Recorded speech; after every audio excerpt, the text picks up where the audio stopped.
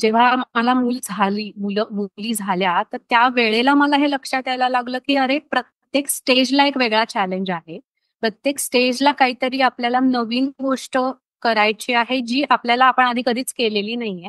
आणि हे आपल्याला कुठल्या एखाद्या वस्तूबरोबर करायचं नाहीये, तर एका बाळाबरोबर किंवा एका छोट्याशा जीवाबरोबर हे सगळं करायचंय आणि ज्याचे परिणाम जर आपल्याकडनं ज्या चुका होतील, तर ते त्याच्याही आयुष्यावर होणार आहेत आणि आपल्याही आयुष्यावर होणार आहेत.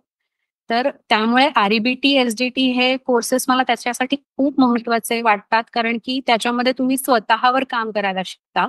कारण त्याचे लाँग फॉर्म सगळ्यांना ऑलमोस्ट माहिती असतील, पण तरी मी सांगते, की रॅशनल इमोटिव्ह बिहेवियरल थेरपी आणि एस-डी-टी म्हणजे सेल्फ डिस्कव्हरी थेरपी.